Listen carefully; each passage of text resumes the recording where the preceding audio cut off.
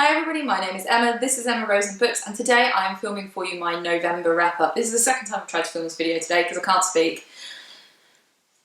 One of those days. Anyway, I read 4 books this month, so I'm going to run through those and tell you what I thought of them. This will probably be my last wrap-up of the year because I'd imagine that I will talk about the books I read in December in January. I would like to do some kind of review of my favourite books of the year. I think I did that last year, so I'd like to do that. So I might do that in the run-up to New Year, maybe. I don't know. I should plan ahead, shouldn't I, really?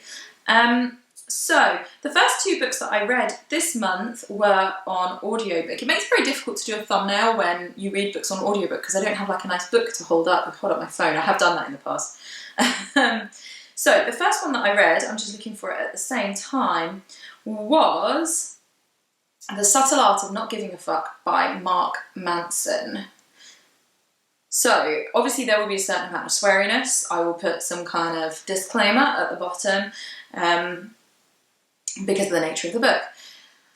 So, The Subtle Art of Not Giving a Fuck is like a self-help book. The reason I picked it up was my mum listened to it on audiobook and she really liked it, and she mentioned it and said that she was reading it, and like we quite often talk about books.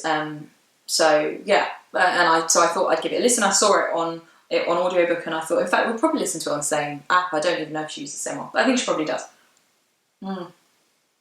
And so I, when I saw it, I thought, oh yeah, I'll listen to that because Mum said that was good. So let me read you a bit of the blurb. It's got quite a long blurb, so I'll just read the beginning. In this generation-defining self-help guide, a superstar blogger cuts through the crap to show us how to stop trying to be positive all the time so that we can truly become better, happier people. For decades, we've been told that positive thinking is the key to a happy, rich life. Fuck positivity, Mark Manson says. Let's be honest, shit is fucked and we have to live with it. In his wildly popular internet blog, is there a different kind of a blog? Manson doesn't sugarcoat or equivocate. Dude, that's not an easy word to say. He tells it like it is, a dose of raw, refreshing, honest truth that is sorely lacking today. The subtle art of not giving a fuck is his antidote to the coddling, let's all feel good mindset that has infected modern society and spoiled a generation, rewarding them with gold medals just for showing up. I'll stop there, there's more. Basically, the book is written in a tone, as the title would suggest, that's sweary, colloquial. It does also include more intellectual writing. The whole thing isn't just like, it's not like train spotting. But it sort of delivers everything in quite a funny, sweary tone. So I suppose the first thing to say is that if you're thinking of reading this book, it depends how you feel about profanity. Personally, I use it and find it funny, so I'm quite okay. I don't generally swear on this channel. That's an interesting point to discuss, actually. Please tell me in the comments, you know, what do you think about swearing on YouTube channels? I personally don't. You know, I talk about children's books and parenting and things. I don't know. I think I'm quite good at turning it on and off because I'm an ex-teacher. So, yeah, anyway, side note.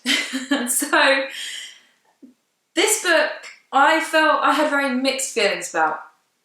First of all, for the good, I quite liked the writing style. There were times when it seemed gratuitous, like making some gag just for the point of just being funny. Like, I don't know, it just sometimes seemed like it didn't need that tone.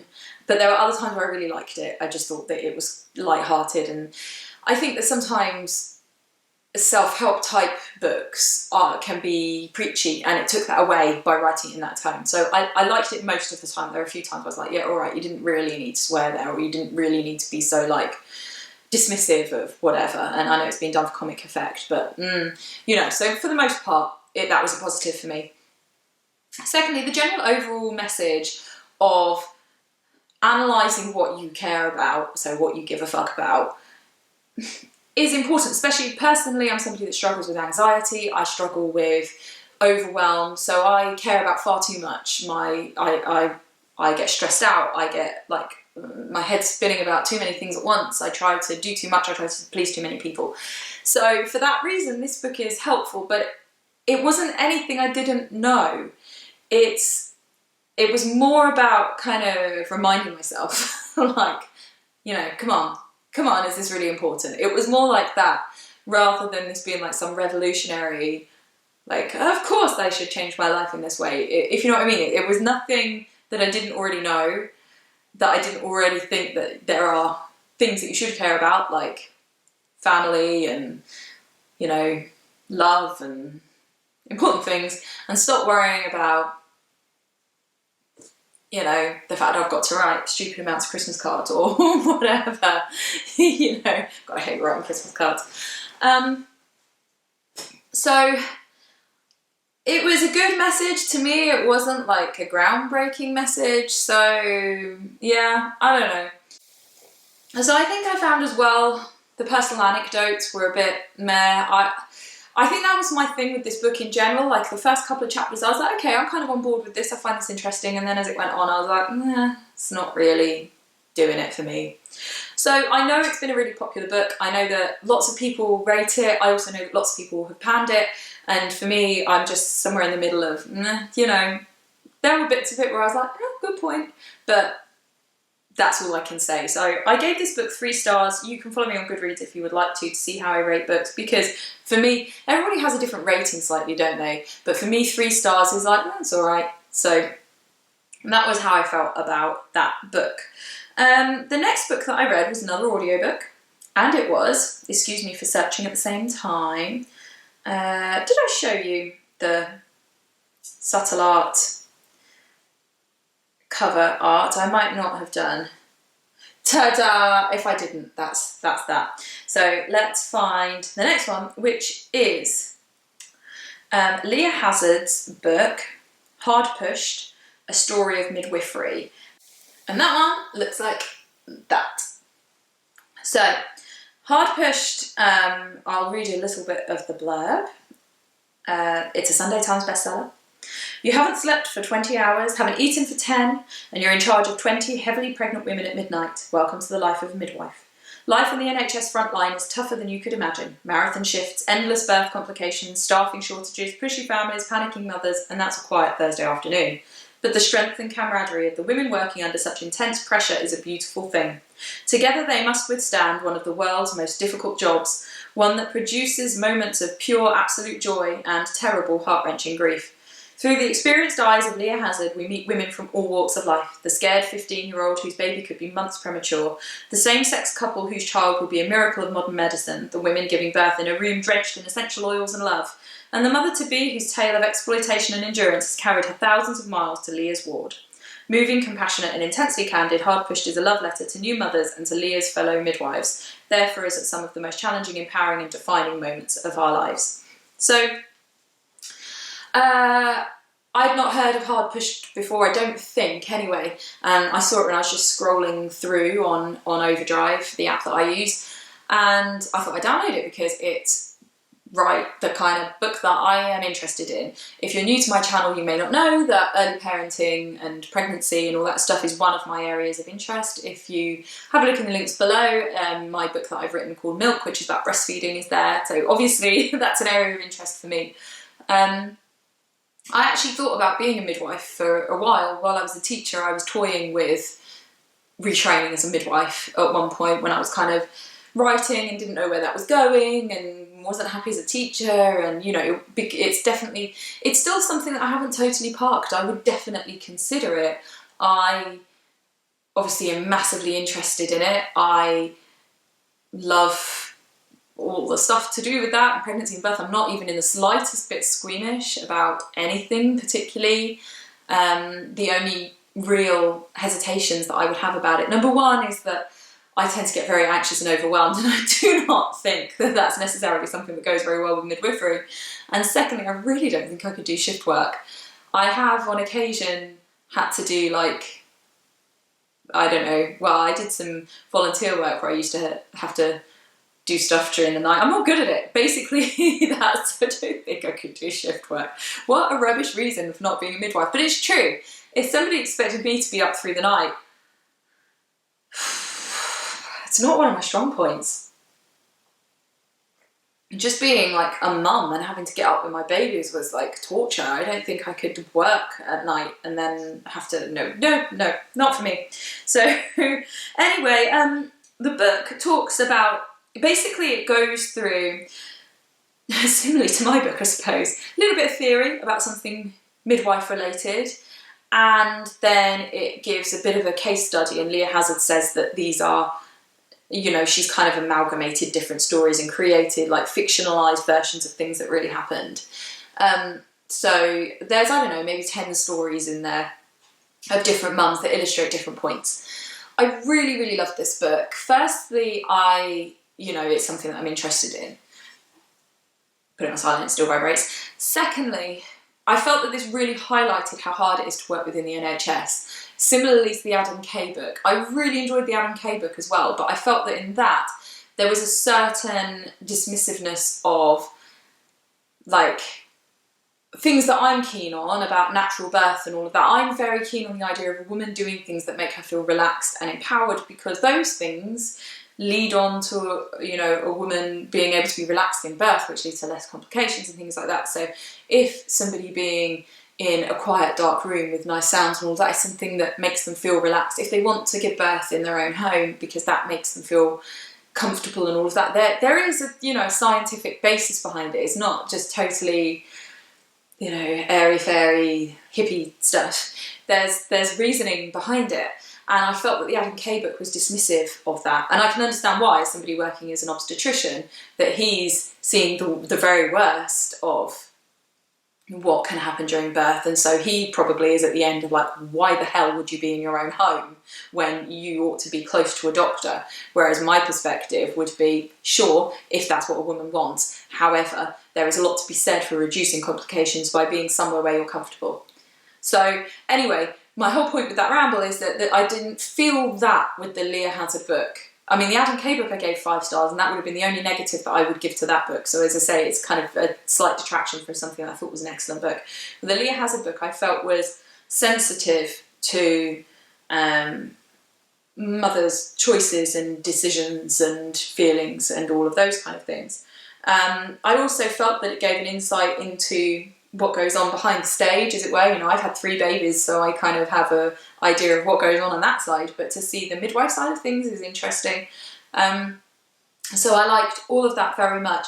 One of the stories that really hit me, it was one about a teenage girl who ends up going into premature labour, which the reason why it really hit me is because Leah works with her as a midwife, whatever. Then this girl gets rushed off, and Leah's obviously very, very worried about her and wants to care for her, and Leah goes off to a different department, and then you don't find out what happened to her. And obviously, as a reader, there was part of me that was like, what happened? But then obviously that's the point. You don't know, and as a midwife, you might not know. And I kind of hadn't thought about that I kind of assumed that you would always know the outcome, but potentially, I guess, unless you look it up and find out or ask people or whatever, you might care for a woman during a part of her pregnancy or labour, and then you don't know what the resolution of that was. And I found that very poignant, personally, that you only get to see a snapshot.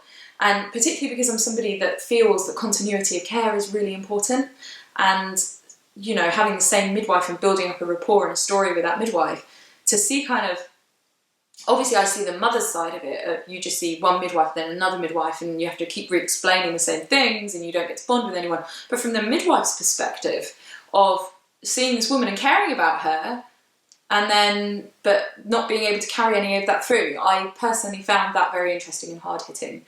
As I say, it really does highlight the fact that the NHS, much as it's wonderful, I'm a huge supporter of the NHS, but it's, underfunded and understaffed and hard pushed, and, that's the title of the book. Everybody knows this. And the fact that somebody could enter midwifery for all the best reasons, I mean, I guess you do enter midwifery because you love mothers and babies and bringing babies into the world and all of that. For me, it would be because I'm passionate about those things and positive outcomes and being a caring person and all of that kind of thing. And to then be in a situation where you can't follow that through, or you can't give the midwifery care that you believe in because you are too busy, so you can't sit with a mother and put her at ease because you've got to do whatever it is you've got to do, or you can't, you know, that concept I thought was very well highlighted, that yeah, you may have all of the research into, and also the other thing is that you can't necessarily, you have to follow policy. So even if what you've been learning about in your CPD as a midwife, that, or you know, you've read something or you believe something, you have to follow hospital procedure and policy. And I think that would be hard if that goes against what you believe as a professional. So yeah, I found all that very interesting, thought-provoking. Definitely recommend it if it's an area that you're interested in too. It was very well written. Oh, the other thing I should say is that it's read by the author. The first book wasn't, this one was. And because it's autobiographical, I think that really works, which is why I wanted to narrate my own book, but that's been just put aside for a bit. I might still do it, but narrating your own book is hard. So she says, having had to heartbreakingly delete all of the files. Leah Hazard, reading it herself, felt like she was telling me the stories. I like that. She's Scottish as well. She's got a lovely voice. So the dog is upset because I've shut her out, so I had to close the doors to try and stop the echo in here. So I apologise. She's crying, but I will give her much love shortly. So yeah, I read that book, really liked it, would recommend. So then I read a book which I picked up from the library in their like selling off old ex-library stock thing, which was Moranthology by Moran. I don't have that book because I gave it to the charity shop, sorry. It wasn't a keeper for me. So I don't have it to show you, but that's what it looks like. And this is an anthology of the writings of Moran. If you don't know who she is a journalist. And so I read her book, How to Be a Woman, earlier this year, probably, maybe last year, through my the book club that I was in. And I quite liked it.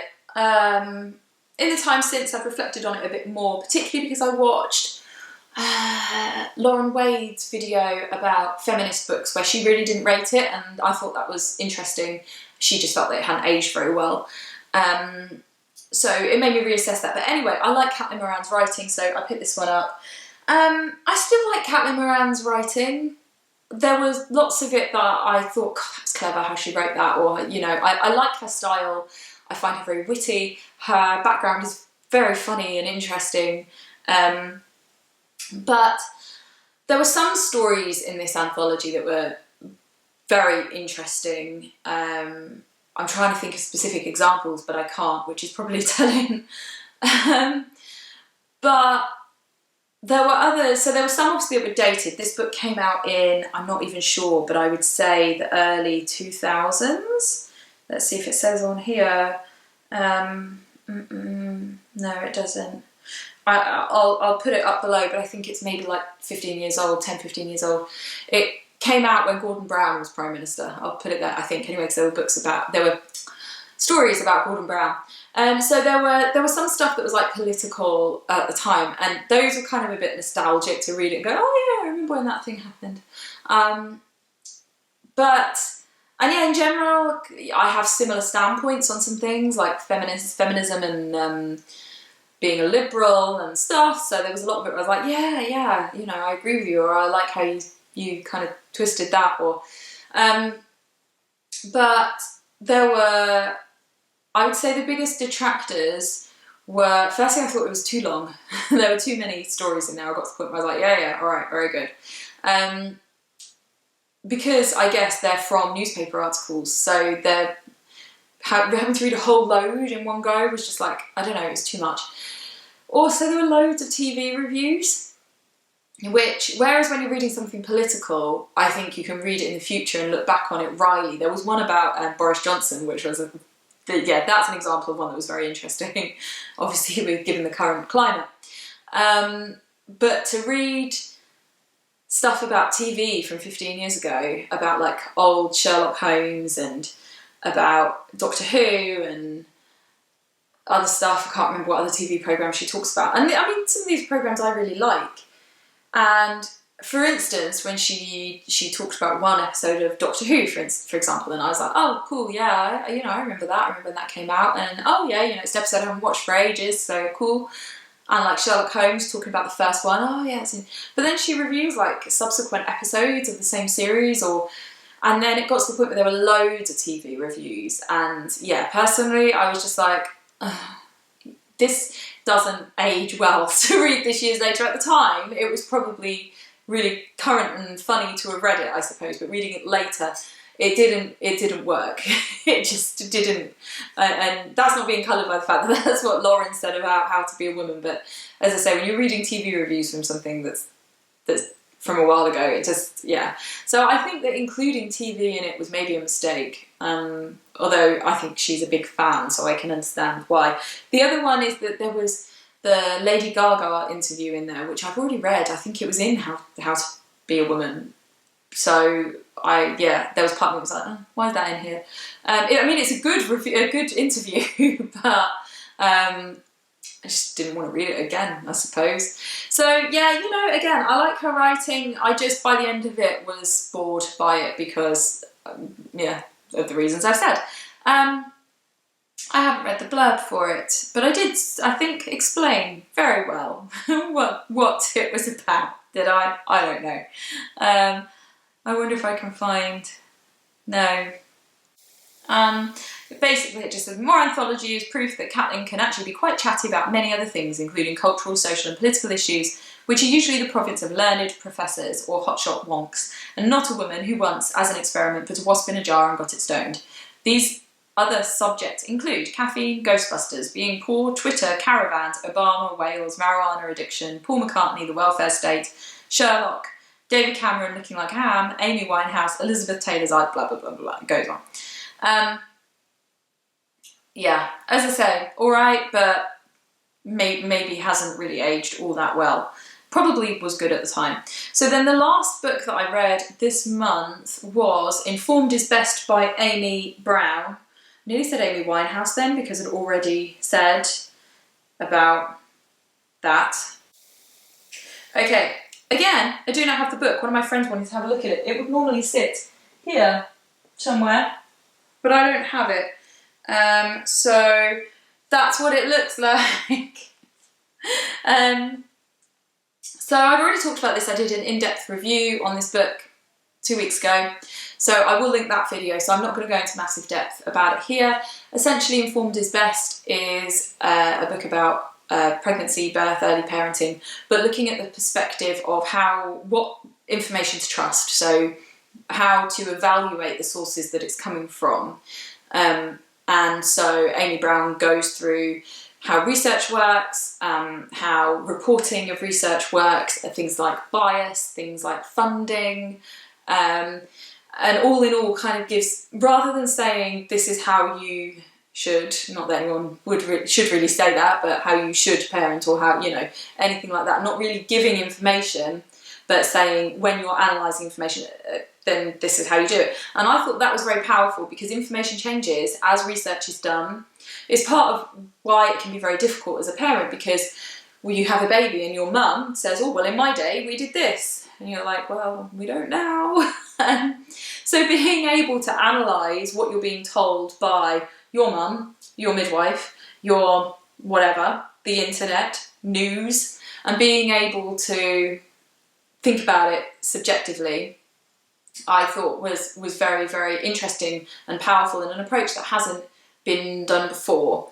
I also got sent this as a review book, which is the first review book I ever got, so that is extremely exciting. And thank you very much to Pinter and Martin for sending it to me. So yeah, as I say, I don't really want to go into detail because I already have, but it's very, very good and I would thoroughly recommend. There is one more book I wanted to talk about and I don't think I have it down here. It's upstairs. Let's not change the habit of the entire video by actually showing you the real book. I went and got it because I'm a good girl. So I got sent this. Why Breastfeeding, Grief and Trauma Matter. The reason I'm mentioning this, because I haven't finished it, clearly as you can see my bookmark is still in it, I got sent this, which is very exciting, so a second review book, and I really like this series. I've got 3 of the others, I think. They're just little books that give a snapshot. I will obviously be talking about this in my next wrap-up, but I wanted to mention it because this comes out on the 5th, and I've started reading it and it's good so far. So, yeah, just a little shout out really, because I'm grateful for being sent a review copy of a book, so hashtag gifted or whatever it is that you're supposed to do, but thanks. So, yeah, that's it. That's everything I read. 4 books. I have rambled for a very, very long time. So anyway, please let me know in the comments if you've read any of these, what you think of them, or your thoughts, or any of that stuff. I'd love to read in your comments. Please like if you did, and please subscribe if you like videos about books, reading, all that kind of stuff. And I'll see you all for my next video, which I haven't decided what it is yet, but I will soon. I hope you all have a lovely week. Take care.